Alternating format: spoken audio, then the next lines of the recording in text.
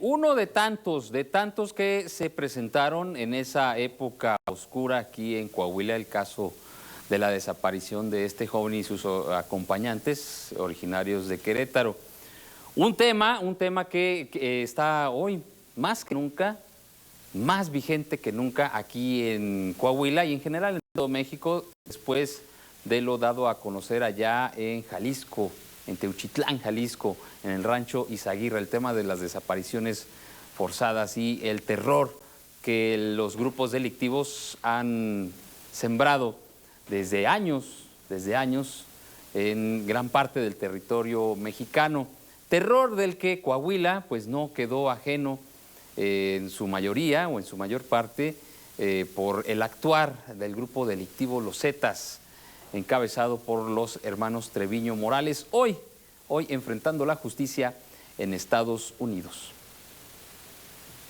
En Coahuila cayó una bomba que esparció violencia que dejó miles de muertos y miles de desaparecidos. Fueron años de terror en el estado, cuando los Zetas utilizaban el miedo como recurso para controlar la plaza. Esto se exhibe en la serie documental Anatomía del Mal, el caso Rangel, donde se hace una radiografía de una época oscura que se vivió en el estado entre el 2009 y el 2011, la etapa álgida de la violencia en Coahuila. El caso de Héctor Rangel, desaparecido en Monclova en 2009, es la base de este documental transmitido en una plataforma de streaming y que desmenuza este periodo de terror que se vivió en esos años, donde las desapariciones forzadas fueron invisibles a la sociedad. A Héctor Rangel, originario de Querétaro, lo desaparecieron en noviembre de ese año, junto con sus amigos Milton e Irene. Los tres desaparecidos venían a cobrar una deuda que un cliente tenía con ellos. Pareciera que fue más en una emboscada, relató Blanca Martínez, activista y defensora de los derechos humanos, quien funge como participante en el documental.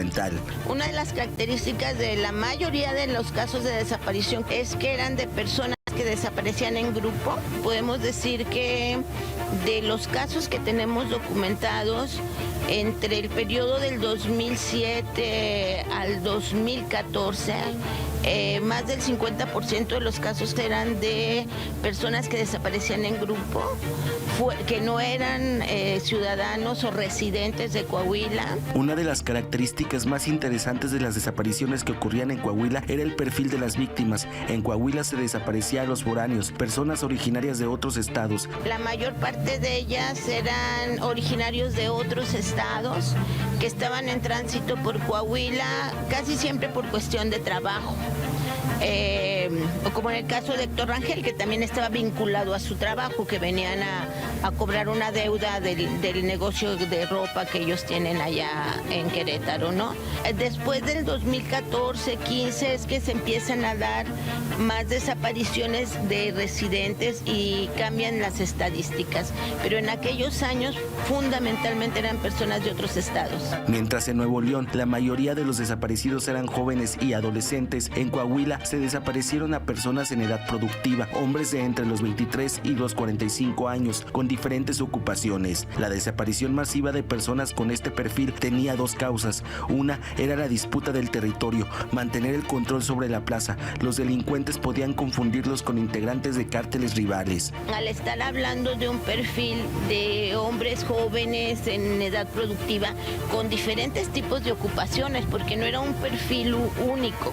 O sea, podías encontrar desde el ingeniero, el arquitecto, el soldador de alta especialidad, pero también el albañil, pero también el estudiante, los contadores, gente de trabajo rudo. La desaparición de Héctor Rangel, relató la activista, se dio en un contexto de extrema violencia en Coahuila. 2009, 2010 y 2011, incluso parte del 2012, fueron los años en que el estado estaba tomado por la delincuencia. Fue cuando ocurrieron hechos que hasta la fecha siguen representando una herida abierta en Coahuila: la masacre de Allende, la fuga masiva en el penal de Piedras Negras o los campos de exterminio en La Laguna. Pero en realidad, dice Blanca, la violencia imperaba en toda la entidad. Monclova representaba un punto estratégico para tener el control del estado y por ello ahí ocurrieron muchas desapariciones. Era todo el estado.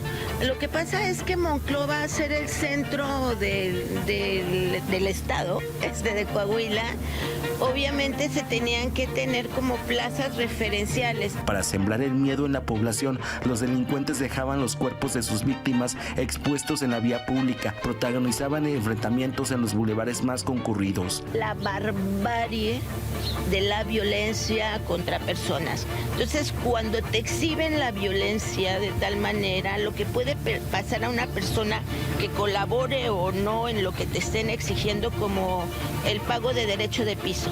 Para Blanca, la realización de este tipo de series documentales es la forma de seguir visibilizando la desaparición forzada en la que muchos de los casos quedan en el olvido. Ahí, la importancia de seguir generando contenidos que expongan la realidad de hace 2 décadas en Coahuila. En esto coincide Silvia Ortiz, madre de Estefanía Sánchez Viesca Ortiz, quien actualmente está en pláticas con un productor para que su caso sea expuesto también en una serie. Se están resolviendo los casos recientes, por decir así, y seguimos teniendo el grave problema de los de larga data.